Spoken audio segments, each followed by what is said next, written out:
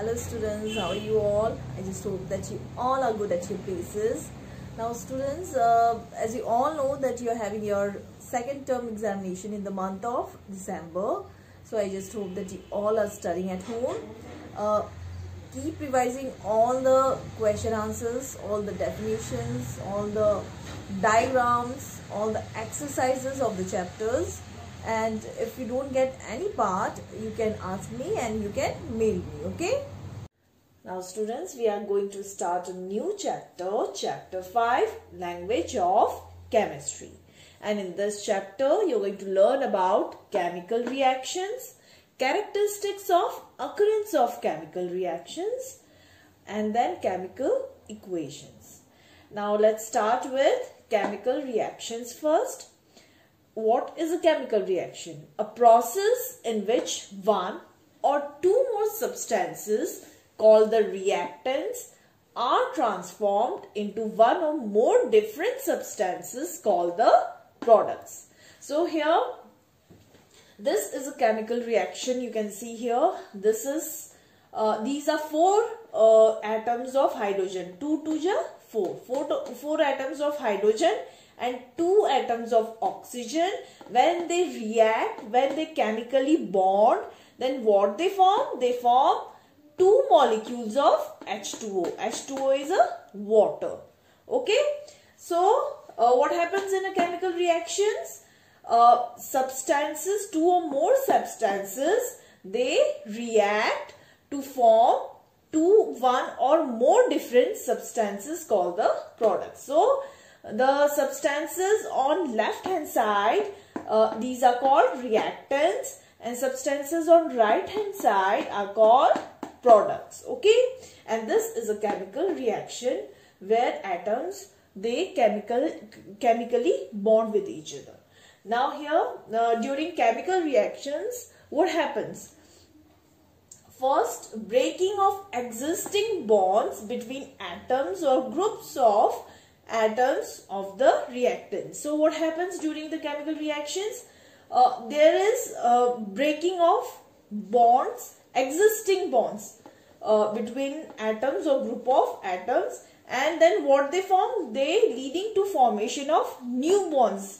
New bonds, they are forming new substances called products. Okay, so what happens in chemical reactions? Reactants, they in reactants, breaking of existing bonds between atoms of group of atoms, it happens. And then in products, here in the right hand side, they form new bonds, that means new substances, okay, called products. So this is how chemical reactions, they take place. Now students, comes characteristics of chemical reactions. Now a chemical reaction can be seen when there is a chemical change, and these type of changes can be change in color, change in state, change in smell, or evolution of gas, or precipitate, they are formed, or heat, they are either evolved or they are released. Okay, so these are the type of changes that can be observed during chemical reactions. Okay, these are the chemical changes. Now the first one is change of color. Now students, change of color, that means when chemical reactions, they take place, then there's change of color also. Now here are some examples of the substances that on heating changes its color. Okay, the first one is green copper carbonate. So green copper carbonate, when it is heated, then it changes into black copper oxide. Then white zinc carbonate, when it is heated, then it changes into yellow zinc oxide. Then red mercury oxide, on heating changes into silvery mercury. Okay, and then brown lead oxide, on heating changes into yellow lead monoxide. Okay, So these are the change of color during chemical reactions. Now the next activity is addition of iron to copper sulfate solutions. So in a flask we have copper sulfate solution and an iron nail which is tied up by a thread. Now immerse the nail into copper sulfate solution and then leave it for 1 day, like for 24 hours. Then after 24 hours you are going to observe that the solution has changed into green color and iron nail is turned brownish in color. Okay, and the iron nail is brownish in color. It is because of the copper, and you can observe the difference, that nail before reaction, nail after reaction, and also the copper sulfate solution which is turned into iron sulfate solution. Now comes change of state.